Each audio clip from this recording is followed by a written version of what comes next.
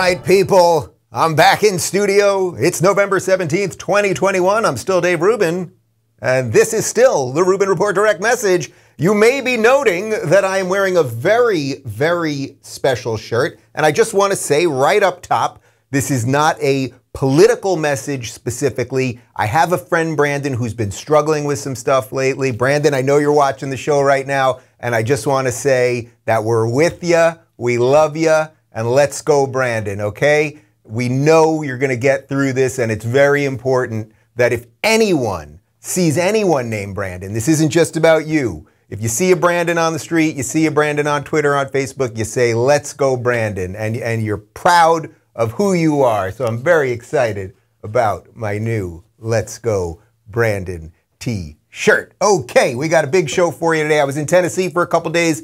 Over in Nashville, I taped Candace Owens' show, and I taped an interview with her on her set. I just absolutely adore the girl, and she is just, she's one of these people. She stepped into my studio years ago, sort of as just like a little YouTuber who didn't know exactly what she's doing, and now she is somebody fully changing the world, and in my humble opinion, for the world for the better. So we're going to post that in a day or two, and just had a great time in Nashville. Good people, great food. I'm filled with hot chicken right now. I ate so much hot chicken.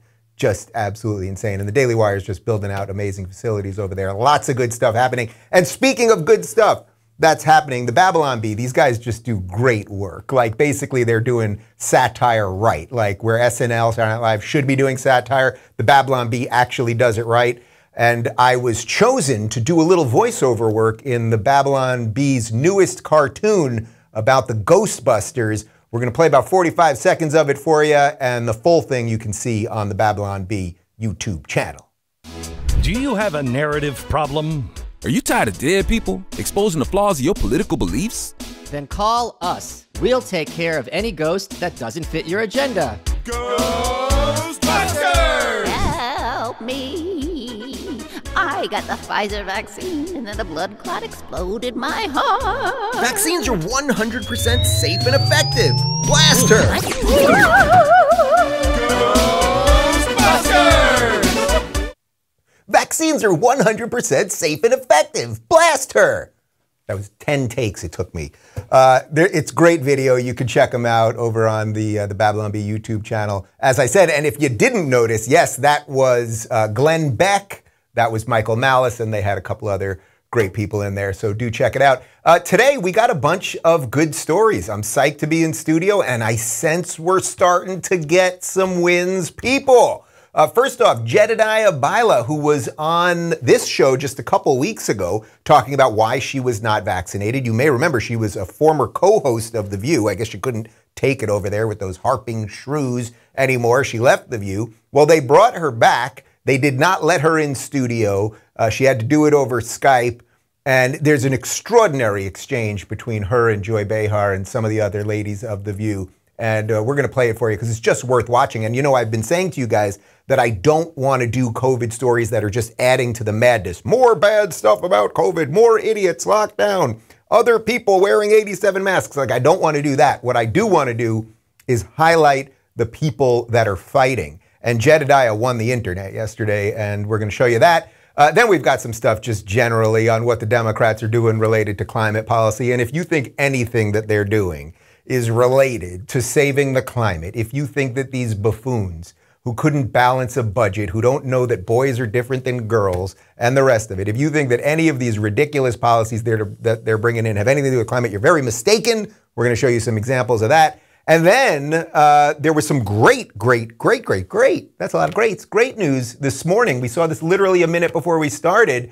The Daily Wire, you know, they got involved in this lawsuit against the Biden administration relative to the vaccine mandates. We got some good news on that front, and Ron DeSantis is fighting. He's fighting vaccine mandates too. So we're giving good news today, people. I'm feeling good, I'm caffeinated, and I just want to dedicate the show to my friend, my good friend, Brandon. Let's go, man. You're doing it. Let's go, Brandon. Before we get to any of that, though, I want to talk to you guys about Cozy Earth. You know, one of the best things about being filmed from the waist up is that I can look like business on top while being super comfy below. It's true. For those of you who've been working from home and participating in multiple Zoom meetings over the past year, you know exactly what I mean.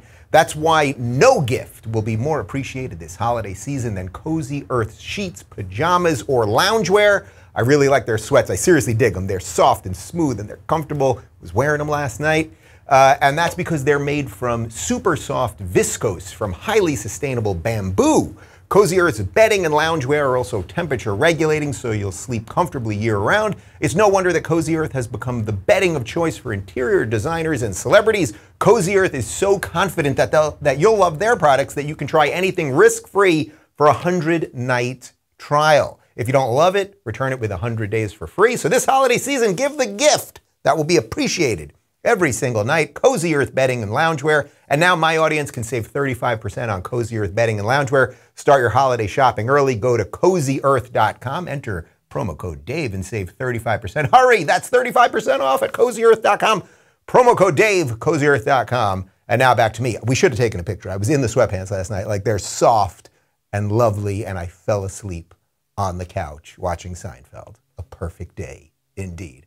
Okay, let's jump right into it. So Jedediah Bila, who again I had on the show a couple weeks ago, she's really just become sort of an all-star in sanity. And I love promoting people that are actually fighting the machine. And she was once part of the machine. She was a co-host on The View. I don't know exactly why she didn't remain a co-host. I'm guessing she probably just couldn't take it, much like Meghan McCain, just couldn't take it anymore. It's very hard to be an outsider on a show called The View, which was set up to show different viewpoints of different women, but has become, you know, a major echo chamber. Anyway, they brought her back. They didn't let her in studio. We're going to play you about a 1.5-minute clip here, and just listen even to the tone with which Joy Behar uses as she introduces Jedediah.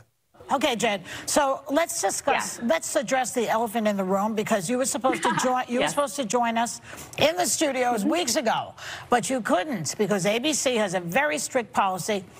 You can't get into this building unless you're fully vaccinated. Everybody in this room knows that and is vaccinated. But you made a conscious decision not to get the vaccine. Now, the CDC says a person is 10 times less likely to be hospitalized from COVID and 11 times less likely to die if they've gotten the vaccine. Okay, so why didn't you get it? I have a medical exemption to the vaccine that's been written by my infectious disease vaccinated specialist in New York City that's been co-signed by 3 other doctors. I'm not a candidate for this vaccine. I also have sky-high, multi-tiered, multifaceted natural immunity, very, very high, that has also been proven, it has been shown, and it is substantiated by letters from these doctors. So for me, personally, this vaccine poses a greater risk than a benefit. I'm also not a risk to any of you. I know there's been a lot of debate about that, but I have these doctors who've gone on record with that as well. So my point about all of this is that I am not anti-vax. What I really want is for people to make these decisions for themselves. I want every one of you to sit with your family members, to sit with your trusted doctors, and to say, what is the best decision for me? However, I do oppose mandates. I oppose them on the fact that, let's look at the science. This is a vaccine that was created to prevent severity of disease and to prevent hospitalizations. Now, we can have a whole debate on that in itself, but the vaccine does not prevent you from getting COVID and does not prevent you from transmitting COVID. Oh, my goodness. Reality, no, and we have that's seen that. Not so. Come on. No, you've been at Fox TV too long. Joy, you don't have to listen to me on that. You don't have to listen to me. You can listen to the director of the CDC. You can look at the CDC's website. That is why masks were reinstated for people who were vaccinated, because they said, and they admitted, they came out and said, for this Delta variant, transmission is going to be a thing for vaccinated and unvaccinated people. So I am prioritizing my health, and people talk about the common good. Over the health and safety You're not going to have a common good if you're not prioritizing your own health. Man, there is so much good there. And Jedediah, if you're watching, I just want to say you are an absolute all-star. You just leveled up into the game. You were part of the machine, and now you're fighting the machine. That's exactly what we need. I want to go over a couple of the bullet points of the things that she says as Joy is completely dismissing her. She says that she has a medical exemption, so she's not a candidate, and she's worked this through with her doctors. She has sky-high natural immunity. She says she has a letter to prove it. She says she's not a risk to them because of this natural immunity, and she says she's not anti-vax, right? She's anti-mandate. She then says that everyone should make a decision for themselves. If you go back into that part, that's the part that it sounded like Whoopi burped. And then she says that this is where it really got good. She says the vaccine does not prevent people from getting COVID or transmitting COVID. We all know this to be true right now, right? Like Jen Psaki had COVID 2 weeks ago. She was obviously vaccinated. Everyone that I know that's gotten COVID in the last 2 months has been vaccinated. I literally don't know anyone. I will be completely truthful as I try to be on the show. My friend Dennis Prager did get COVID while he was unvaxxed and took all sorts of stuff, and he was fine a few days later. This is a guy who is, I love Dennis, but he's a little overweight and smokes cigars all the time, and he's in his 70s, but he was 100% okay. But everyone else that I know that has gotten COVID over the last couple of months has gotten the vaccine, so we know what she said is true. And then she said, once you have the vaccine, you can still transmit it. Well, we know that is true as well. That's where they started groaning, and Joy said, oh, you've been hanging out with those Fox News people too much, and the audience, a bunch of seals. Like, it's these people are just ridiculous. And then at the end there, you don't care about people, in effect, is what the other one, that's Sunny Hostin, what she was saying, you have to care about people more. It's like, if the vaccine works, then you'd let her on the set, and she has natural immunity, and you'd all be sitting there, and there would be no risk. They all know it. They're just lying. Like, they're just lying. I don't know. I really wish that I knew what happened to Joy Behar. I used to adore her. When I was a good, decent liberal and I lived on the Upper West Side of Manhattan, and I would see Joy all the time, and I lived right near the View Studios, and we'd chat, and I'd chat with her husband, and she'd pet my dog, and we'd talk about stuff. She was you may not agree with her politics, but she was like a decent liberal, right? And she just lost her mind. And where are the fact checkers on this clip? Like, if we're to believe that the fact checkers are always supposed to fact check things, and these are very important facts, it's like Jedediah said the truth. Joy lied. Joy lied. The audience applauded it. And that's what I always talk about, this chasm between reality and what mainstream shows you. So if you have a whole bunch, let's say, I don't know, and I've been to The View many times. I don't know how many people they have in the audience now, but I would say usually it's about 200 people. I don't know if they've limited that now, but if you have 200 people in that audience who are all vaccinated, and Joy implies that, oh no, you can't get COVID if you're vaccinated, you can't get it and you can't transmit it. It's like they're all applauding it while she's lying, and then they don't know that they're possibly transmitting it to each other and everything else. We got some work to do, but I think we're gonna do it. That brings me to a fabulous story that I have to tell you about one man fighting the system. And that man is sitting in this studio right now. And that man is not me in this case, but my producer, Michael, who is within the illegal 6 feet of me right now. I'd say we've got a cool 4 feet between us right now. He was coming with me. He's my producer, so he was coming to Nashville to do the Candace show with me and meet their people and everything. And he wanted to get a new shirt for this adventure that we would be on. And I'd like to say that the Rubin Report pays decently, so the guy can afford a decent shirt. He goes to Bloomingdale's, and he's a good man. He's a man who does not want to upset the average person. So he puts on his mask to go in the store. They will not let him in without the mask. He puts on his mask to go in the store. He shops. For how long did he shop for? About 30 minutes he shopped in Bloomingdale's, and he found a shirt. Found a shirt that he liked. How much was the shirt?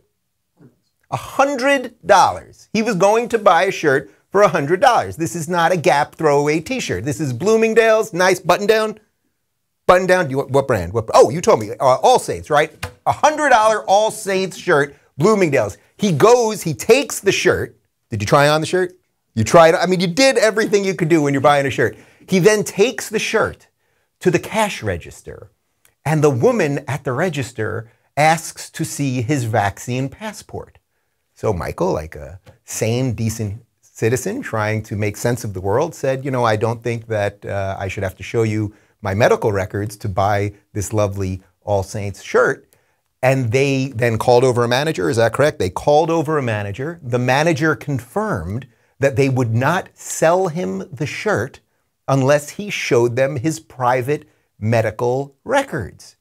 So Michael did not leave with the shirt and had to wear his old ratty shirt.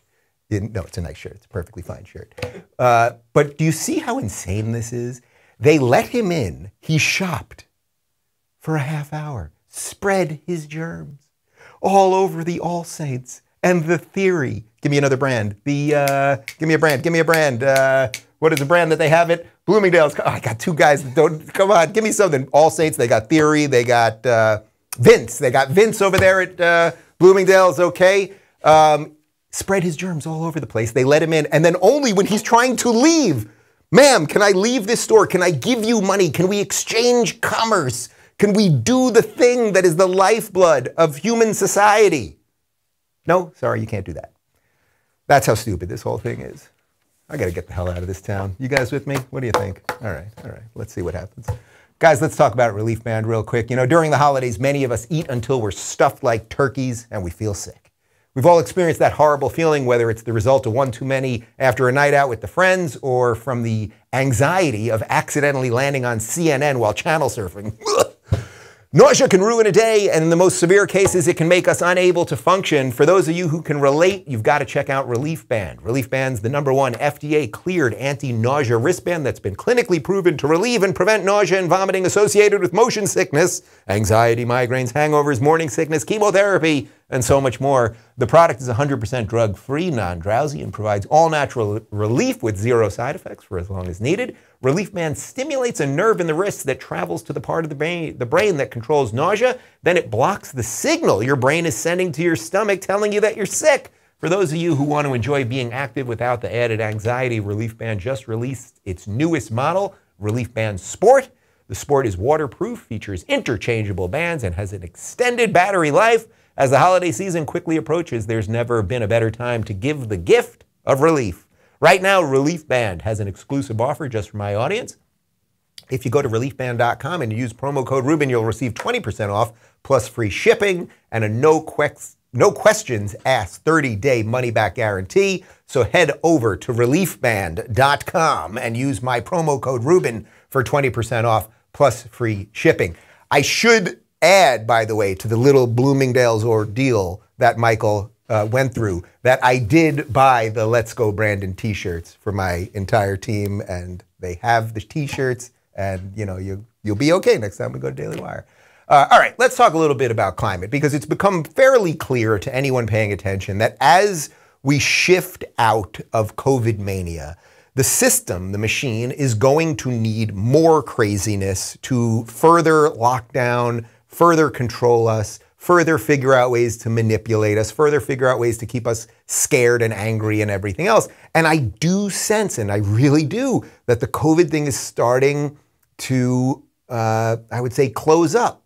Like, they're not going to stop with the fear-mongering and everything else, but I think a lot of people are finally just moving on. I really believe it. So they've got to figure out something else, because they can't have you walking around not in fear, just thinking straight and looking around and seeing the world around you and making individual thoughts and choices for yourself. They can't have that, right? So they got to keep the COVID thing going. So here's some video of Jen Psaki. She is back after she got COVID and had to take about 10 days off. She was vaccinated for COVID, somehow got COVID. Don't tell Joy Behar, that would be very upsetting. And I think what Psaki says here kind of lends itself to the way that they are going to increase the fear. Take a look. Just to be clear, and I know that's been a criticism, so that's why I said that, not an accurate one.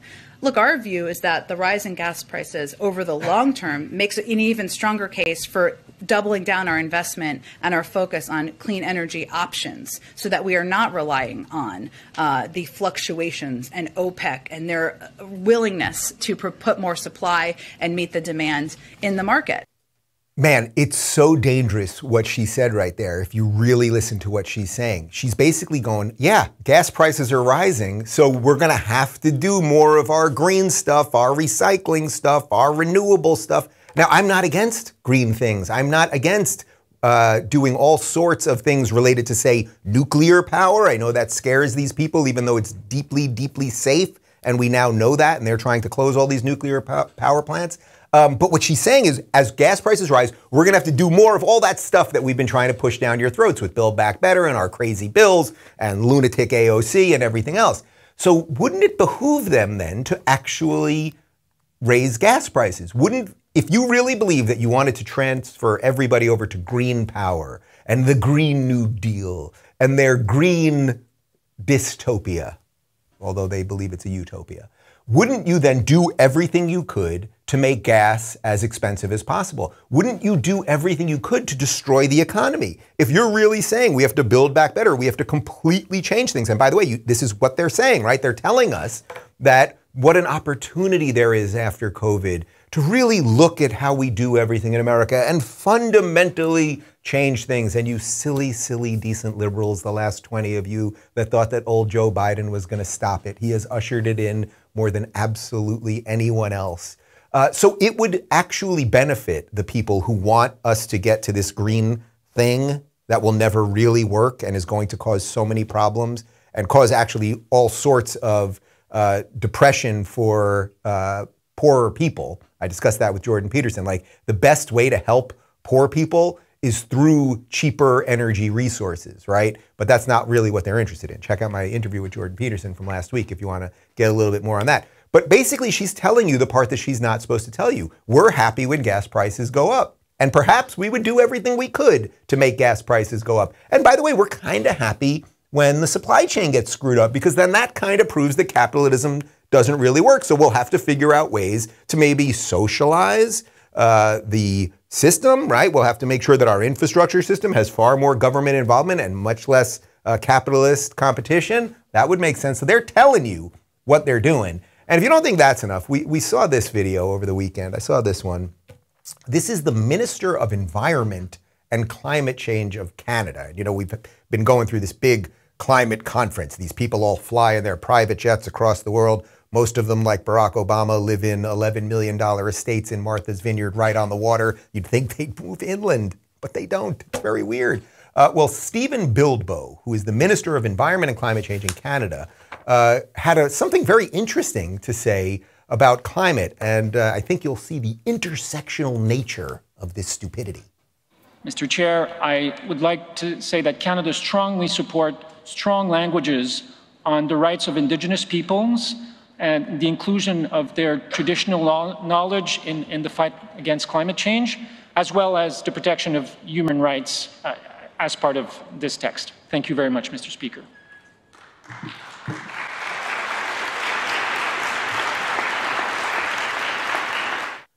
Okay, I have no problem with Indigenous people, right? That's just fine if your people came from a certain place and you're still there and you're doing your thing. But do you see by the way they combine all of these things? Climate change has absolutely nothing to do with Indigenous people. He talks about the traditional knowledge of Indigenous people to fight climate change. Is there something that an Indigenous person by their birth knows more about climate change than, say, the average scientist who perhaps has been studying it, who maybe didn't come from the place that they live on now, like most of us and most of our families and most of our history? Most of man's history is a history of people moving all over the world, and all sorts of wars have been fought and civilizations have grown and civilizations have crumbled. Like, is there anything? He says the traditional knowledge of Indigenous people. It's a completely nonsensical statement, but they love it. They love it. Again, they just clap on, oh my God, Indigenous people, we like Indigenous people. Traditional knowledge, we like traditional knowledge. Somehow it's against capitalism, we like being against capitalism. Ugh, these people are so boring. Anyway, I tell you all of this just to say, start watching out for this. The next thing that's coming is the climate stuff. There will be climate lockdowns. They will not want cars on the road. They will tell you to stay in your house and use less heat when it's cold and use less air conditioning when it's hot, and a whole bunch of other stuff. It's just on the way. I'm going to fight it. Why not? Speaking of people that are fighting, you know this Ron DeSantis guy down in Florida who's basically saving the union by himself. He is basically the one man standing up against the machine, at least at a political level. And I'm being slightly sarcastic there. There obviously are a bunch of other Republicans doing it, including Greg Abbott in Texas and Ted Cruz and Rand Paul and now Glenn Youngkin, and there are a bunch more. But DeSantis is sort of like the poster boy to how to stand up to our authoritarian and overreaching federal government right now. And he's doing it relentlessly and every day, and pretty much in every facet of his job he's doing it. Well, DeSantis had this to say about the OSHA vaccine mandate from the Biden administration. To do this going forward. So this is just the tip of the iceberg. It's going to get more restrictive. There's going to be more power brought to bear going forward if we don't stand up now and fight back. I just think people are so sick of constantly being bossed around, restricted, mandated, all these different things. We've had enough of it, and we want people to be able to make their own decisions. And so it is important to stand up for people's individual ability to make decisions for themselves. I also think it's just the constitutionality is very significant, the individual freedom very significant, but put those even aside, what's the practical result of this? The practical result of this is going to exacerbate a lot of the existing problems that we're seeing with the economy, particularly as it relates to the supply chain, the ability to get goods to market. This is not going to help the inflation that we've seen in the economy. I could tell you that is definitely not going to help making sure that the shelves are stocked in stores around this country.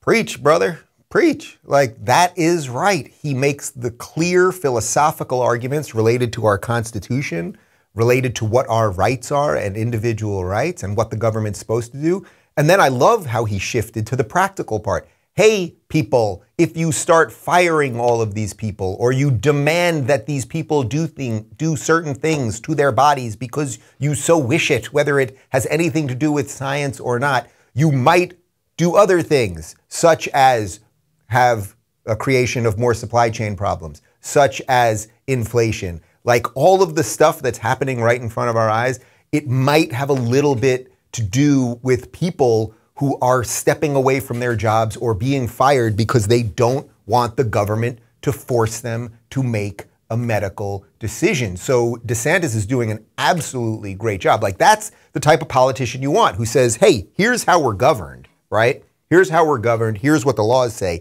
And how does that then translate into the real world? That is exactly what he did there. That is exactly what he did there. And that's what you want out of an elected official. And then we just saw this literally 1 minute before the show. Ben Shapiro just tweeted this out because, as you guys may know, the Daily Wire has been leading the lawsuit. My friend Harmeet Dillon, who's a former guest on the show as well, has been the lead lawyer on this against the Biden administration vaccine mandates. And here's a two-part tweet from Ben Shapiro. Breaking: OSHA has suspended implementation and enforcement of Biden's unconstitutional vax mandate for private sector employers, pending the outcome of litigation against the Daily Wire and others. Good. This means that if you're a private sector employer who has been working to comply with Biden's mandate under threat of government coercion, stop.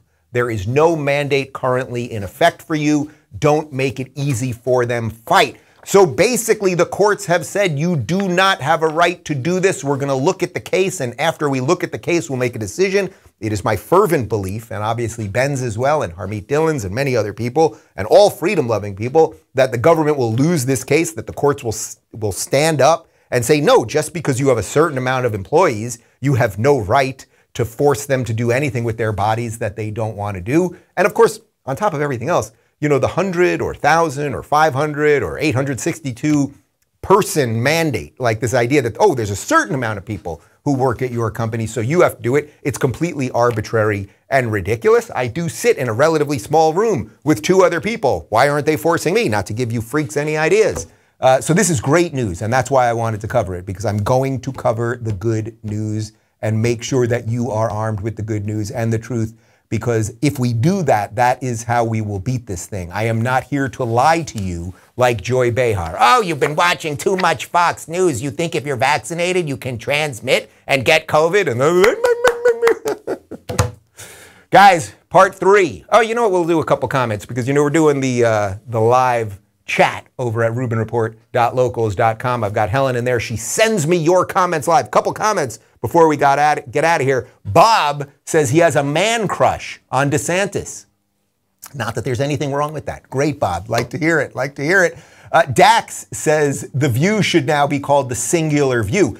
That's the point. You know, I remember watching The View. The View used to be a great show, actually. The Hot Topics portion of The View. You know, now we're used to everybody on YouTube and all these shows arguing and having people on and having conversations. But The View was really the first show that was doing it live on television with a bunch of women. And if you go back, you can probably find this on YouTube somewhere. If you go back to the original opening of The View, it was Barbara Walters, and she, in the show opening that they would air every day as the show would begin, it would be her saying something like, you know, I'm Barbara Walters, and I wanted different women of different walks of life, of different ages and different beliefs to sit down and talk about things. And that's why I created The View. And then they'd show Joy Behar and Meredith Vieira and whatever. And the point was they could argue, they could have these differences of opinion and not destroy each other. And yes, it has now become The Singular View for sure. Patrick says, support indigenous people, replace Twitter with smoke signals. That would be, wouldn't that be refreshing? Wouldn't that be refreshing? I have a feeling my days on Twitter are coming to a close. I'm not exactly sure when. I've been hinting at it for a while, but like, I think I've sort of become popular enough. Enough people know me. It's just such a freaking headache over there that maybe I'll just wrap it up soon enough. Guys, part 3 of my interview with Andrew Klavan. I love Andrew. I've mentioned the Daily Wire a lot today. Andrew is obviously one of the hosts of the Daily Wire. He is an author. His new book, Not a Christmas Story. What's the title of the book? When Christmas Comes. Thank you, Connor. Is out right now. He's a wonderful novelist and writes mystery books and all sorts of things. And he's just a great guy. Just a great guy. Part 3 is up right now on YouTube. The full thing is up ad-free, of course, at rubinreport.locals.com. And my interview, my sit down with Candace Owens, we just sat in her studio. It was so awesome because she's got a huge crew. Like they're pouring tons of money into this. And I've just so watched her just become who she's supposed to be. And we did it in her studio, sort of off the set a little bit. It was really cool. The full interview will be coming to YouTube tomorrow, but it is up on, is it up on Locals right now? It will be up. Clip 1 will be on YouTube tomorrow, and the full will be on Locals tomorrow. So you can go to rubinreport.com.locals. No, rubinreport.locals.com. A lot of information flying at me today. All right, I enjoyed today's show. How do you feel about it? Thumbs up. How do you feel about it? Thumbs up. All right, people. See ya.